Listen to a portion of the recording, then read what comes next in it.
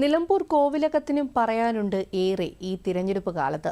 കോവിലകത്ത് നിന്നും ശ്രീകുമാറും സത്യരാജും ചേർന്ന് തയ്യാറാക്കിയ റിപ്പോർട്ടിലേക്ക്. നിലമ്പൂർ എന്ന് പറയുമ്പോൾ ആദ്യം നമ്മുടെ മനസ്സിൽ ഓടിയെത്തുക നിലമ്പൂർ കോവിലകവും അതുപോലെ തന്നെ നിലമ്പൂർ തേക്ക് മ്യൂസിയവും ഒക്കെയാണ്. വലിയ ഓർമ്മകളാണ് സമ്മാനിച്ചിരുന്നത്. ഞാനിപ്പോൾ നിൽക്കുന്നത് നിലമ്പൂർ കോവിലകത്തെ ഒരു വീട്ടിലാണ്. അവിടെ ഉഷാദേവി തമ്പാട്ടിയുണ്ട്. തമ്പാട്ടി ഓർമ്മകളൊക്കെ ഒന്ന് പങ്കുവയ്ക്കുകയാണ്. അവിടെ ഒന്നിച്ച് എല്ലാവരും കൂട്ടുകുടുംബം പോലെ തന്നെയായിരുന്നു. 2-3 അമ്മൂമ്മമാരും അവരെ മക്കളും കുറേ ആൾക്കാരുണ്ടായിരുന്നു.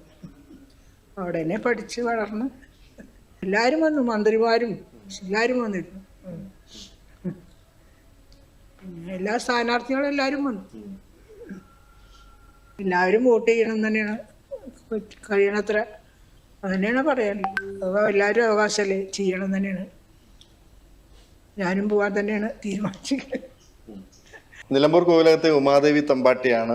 ഏറ്റവും മുതിർന്ന കുടുംബാംഗം കൂടിയാണ്. തെരഞ്ഞെടുപ്പ് ഓർമ്മകളൊക്കെ എങ്ങനെയാണ്? തിരഞ്ഞെടുപ്പ് സമയത്ത് ഒരു സമയത്ത് വരും, ഓരോരുത്തരും ആവശ്യപ്പെടും.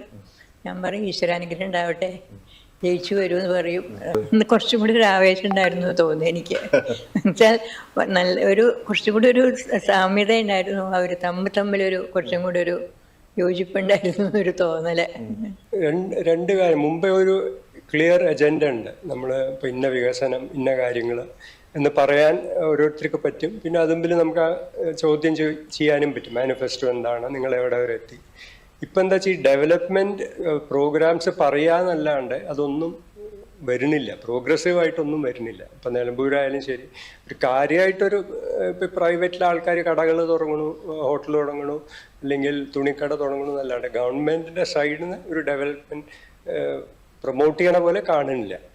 വല്ലാണ്ട് വ്യക്തിവൈരാഗ്യം ഈ ഇതുകളൊക്കെ കാണിക്കേണ്ടതെന്ന് തോന്നുന്നു. നമ്മൾ കേൾക്കണ ഓരോ ഇതുകളിലും ഓരോ ദിവസം ഒരാൾ മറ്റേ ആളെ പേഴ്സണലി കുറ്റം പറയുക, മറ്റേ ആൾ ഇയാളെ കുറ്റം പറയുക. അതും ഒരു നല്ലൊരു കാര്യമല്ല. ഇവിടെ കാര്യമായിട്ട് വേണ്ടത് ഒരു ഹോസ്പിറ്റലാണ്. അതില്ല ഇവിടെ. നല്ലൊരു ഹോസ്പിറ്റൽ ഈ നിലമ്പൂരില്ല. അതിനെങ്കിലും ആൾക്ക് ചെയ്തു കൊടുക്കാൻ നന്നായിരുന്നു. തീർച്ചയായിട്ടും തമ്പാട്ടി പറഞ്ഞതുപോലെ തന്നെ അടിസ്ഥാന സൗകര്യ വികസനം ഇനിയും എത്താൻ ഉണ്ട്. പ്രത്യേകിച്ചും അവർക്കൊരു നല്ലൊരു ആശുപത്രിയാണ് നിലമ്പൂരുകാർക്ക് വേണ്ടത്. ഇപ്പോൾ പല സ്ഥലങ്ങളെയാണ് അവർ ആശ്രയിക്കുന്നത്. അത് ഈ ജയിച്ചു വരുന്ന ജനപ്രതിനിധികൾ പ്രത്യേകം ശ്രദ്ധിക്കുമെന്ന് കരുതാം. ദൂരദർശൻ വാർത്തകൾക്ക് വേണ്ടി നിലമ്പൂരിൽ കോവിലകത്തിൽ നിന്നും സത്യരാജിനോടൊപ്പം ബി ശ്രീകുമാർ.